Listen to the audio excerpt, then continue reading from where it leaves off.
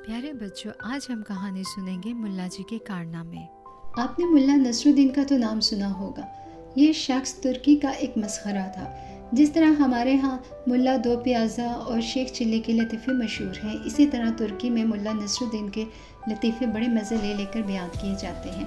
कहते हैं कि मुल्ला नसरुद्दीन यूँ तो नहायत अक्लमंद और आलिम फाजिल शख्स था, मगर लोगों की इस्लाह और तफरीह के लिए बेवकूफ़ बना रहता था और ऐसी ऐसी हरकतें करता था कि लोग हंस हंस कर लोट पोट हो जाते।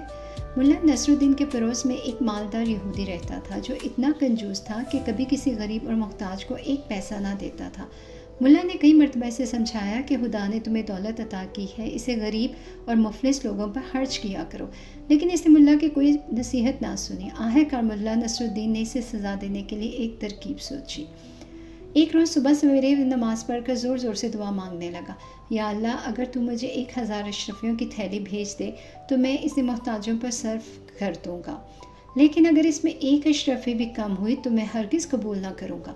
यहूदी ने ये दुआ सुनी तो सोचा कि मुल्ला बड़ा ईमानदार बनता है, इसकी ईमानदारी आजमानी चाहिए। ये सोचकर इसने थैली में 999 अशरफियाँ भरी और ऐन इस वक्त जब मुल्ला नसरुद्दीन दुआ मांग रहा था, अशरफियों से भरी हुई थैली इसके सहन में फेंक दी।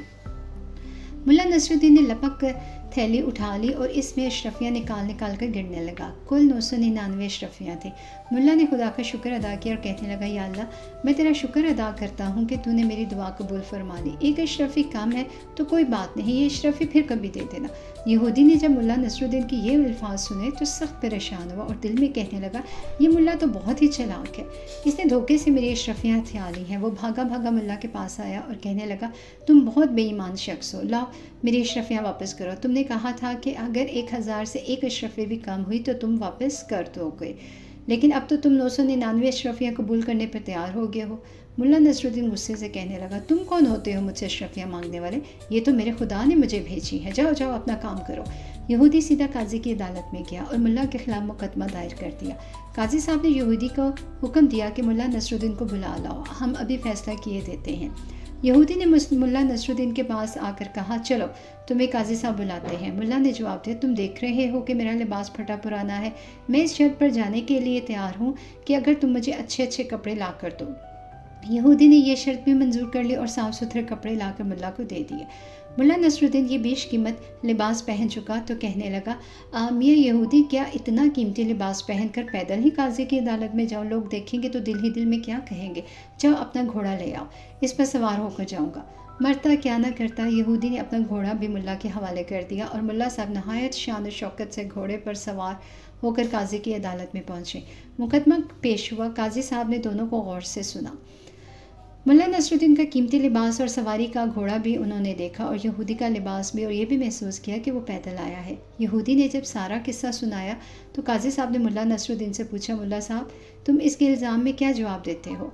मुल्ला ने जवाब दिया, हुजूर, ये यहूदी मेरा पड़ोसी है और बड़ा ही झूठा शख्स है। अभी तो ये कहता है कि मैंने इसके 999 अशरफियाँ हथिया ली और कुछ देर बाद ये कहेगा कि ये लिबास जो मैं पहने हुए हूँ ये भी इसी का है। ये सुनते ही यहूदी चिल्ला उठा, हाँ जनाब, ये लिबास भी मेरा है, मैंने ही इसे पहनने के लिए दिया है। मुल्ला ने कहा, सुन लिया आपने, ये लिबास भी इसका हो गया और अभी देखिएगा ये कहेगा कि घोड़ा भी इसी का है। यहूदी गुस्से से चीख उठा, हाँ हुजूर, ये घोड़ा भी मेरा ही है, मुल्ला ने मुझसे सवारी के लिए मांगा था। काजी ने जो ये बातें सुनी तो यहूदी को डांट फटकार कर निकाल दिया और मुकदमा खारिज कर दिया। यहूदी रोता पीटता मुल्ला नसरुद्दीन के घर पहुंचा और इसकी बड़ी मिन्नत समाजत की। मुल्ला ने इस शर्त पे इसकी अशरफियाँ, लिबास और घोड़ा वापस किया कि वो आधी अशरफियाँ गरीबों में बांट देगा और आइंदा भी गरीब लोगों की मदद किया करेगा। मुल्ला नसरुद्दीन के घर में बेरी का एक दरख्त था जिसमें बड़े मीठे बेर लगते थे। वो इन्हें देख देख कर बड़ा खुश होता था और बड़े फ़ख्र से कहा करता था कि सारी दुनिया में इतने बड़े और मीठे बेर कहीं नहीं होंगे। एक रोज़ इसने अच्छे अच्छे बेर छांट कर एक थैली में सजाए, थैली सर पर रखी और बादशाह के महल की तरफ चल दिया कि जाकर इसे ये तोहफा दे। रास्ते में बेरों ने थाली के ऊपर लुढ़कना और नाचना शुरू कर दिया। मुल्ला को बार बार थाली का तवाज़ुन दुरुस्त करना पड़ता था, मगर बेर थे कि निचले ना बैठते थे, कभी इधर को लुढ़कते कभी उधर को। मुल्ला बेरों की शरारत से तंग आ गया और एक जगह रुक कर कहने लगा, कमबख्तो, अगर तुमने नाचना लुढ़कना बंद ना किया तो मैं तुम सबको हड़प कर जाऊंगा। ये कहकर इसने एक मरतबा फिर तरतीब से बेरों को रखा और थाली सर पर रखकर आगे चल पड़ा, लेकिन बेरों ने फिर थड़कना शुरू कर दिया। अब तो मुल्ला को बड़ा तैश आया। راستے ہی میں ایک درخت کے نیچے بیٹھ گیا اور کہنے لگا، اچھا کمبختو، تم یوں نہ مانو گے، لو اب تماشا دیکھو۔ یہ کہہ کر اس نے ایک ایک کر کے بیروں کو کھانا شروع کر دیا، اور جب ایک آخری بیر رہ گیا تو ملا نے اس سے کہا، اگر تمہیں ایک موقع دیا جائے تو کیا خاموشی سے چلو گے؟ بیچارہ بیر اپنے ساتھیوں کا حشر دیکھ چکا تھا، اس لیے وہ چپ چاپ تھالی میں پڑا رہا اور ملا نصر الدین اسے لے کر بادشاہ کے دربار میں پہنچ گیا۔ اس روز بادشاہ سلامت کا موڈ بہت خوشگوار تھا۔ انہوں نے ملا نصر الدین کا تحفہ مزے لے کر کھایا اور خوب تعریف کی۔ پھر ملا نے بادشاہ کو دلچسپ لطیفے سنائے جنہیں سن کر اس کے پیٹ میں بل پڑ گئے۔ شام ہوئی تو ملا نے رخصت ہونے کی اجازت طلب کی۔ بادشاہ نے اس کی تھالی ہیرو جواہرات سے بھر دی اور ملا ہنسی خوشی گھر آ گیا۔ ایک ہفتے تک وہ بڑا خوش رہا۔ اس کے بعد پھر اسے ہیروں کا لالچ ہوا اور سوچنے لگا کہ اس مرتبہ بادشاہ سلامت کے لیے کیا چیز لے کر جاؤں۔ یکا اس کی نظر اپنے گھر میں لگے ہوئے سرخ چکندروں پر پڑی۔ ملا خوشی سے اچھل پڑا اور اس نے یہی تحفہ بادشاہ کے پاس لے جانے کا فیصلہ کر لیا۔ اس نے جلدی ڈھیر سارے چکندر توڑ کر اپنی تھالی میں سجائے، تھالی کو سر پر رکھا اور بادشاہ کے محل کی طرف چل پڑا۔ راستے میں اسے ایک اپنا دوست ملا جس کا نام حسن تھا۔ اس نے پوچھا، ملا صاحب، اتنے شاندار چکندر تم کس کے لیے لیے جا رہے ہو؟ بادشاہ سلامت کو تحفے میں دینے کے لیے۔ تحفہ اور وہ بھی چکندروں کا؟ ملا جی، تمہارا دماغ تو نہیں چل گیا؟ حسن نے کہا، کیوں، کیا ہوا؟ کیا چکندر بادشاہوں کو تحفے میں دیے جانے کے لائق نہیں؟ ملا نے پوچھا۔ یہ کہہ کر اس نے چکندروں کو غور سے دیکھا اور اسے محسوس ہوا کہ واقعی چکندر اس قابل نہیں تھے کہ بادشاہ کو تحفے میں دیے جا سکے۔ اس نے حسن سے پوچھا، بھائی تم ہی کچھ بتاؤ، میں اب چکندروں کی بجائے اور کیا چیز لے جاؤں؟ انجیر لے جاؤ، پکے ہوئے رسدار۔ ارے واہ، یہ تو تم نے خوب بتایا۔ ملا نے کہا، غضب خدا کا، مجھے پہلے کیوں خیال نہ آیا کہ بادشاہ کے پاس انجیر لے جانے کا؟ وہ الٹے پاؤں بازار کی طرف چلا گیا اور ایک دکاندار سے چکندروں کے عوض پکے رسدار انجیر لے لیے۔ آپ سنو، اس روز بادشاہ سلامت کا مزاج بہت گرم تھا۔ درباری، امیر اور وزراء سب سہمے ہوئے تھے۔ ملا حسب معمول اچھلتا کودتا بادشاہ کے سامنے پہنچا اور تھالی اس کے آگے رکھ دی۔ کیا ہے اس میں؟ بادشاہ نے گرج کر پوچھا۔ حضور، انجیر ہے، آپ کے لیے لایا ہوں، ذرا چکھ کر تو دیکھیے۔ بادشاہ کے غصے کا پارا اور گرم ہو گیا۔ اس نے کڑک کر سپاہیوں کو آواز دی اور انہیں حکم دیا کہ یہ سب انجیر ملا کر پھینک کر مارو، اور خوب زور سے۔ ملا نے یہ حکم سنا تو اس کے سر اور اس کے پیروں کے نیچے سے زمین نکل گئی اور وہ ادھر ادھر بھاگنے لگا، لیکن سپاہیوں نے اسے پکڑ لیا اور انجیر مار کر اس کا منہ سجا دیا۔ جب انجیر ختم ہو گئے تو سپاہیوں نے اسے چھوڑ دیا اور وہ تیر کی طرح وہاں سے بھاگا، مگر اس بار بھاگتے ملا نے اچانک ایک انجیر کا ٹکڑا اٹھا کر واپس دربار کی طرف پھینک دیا۔ وہ انجیر سیدھا جا کے بادشاہ کے کھلے تاج کے اندر جا گرا۔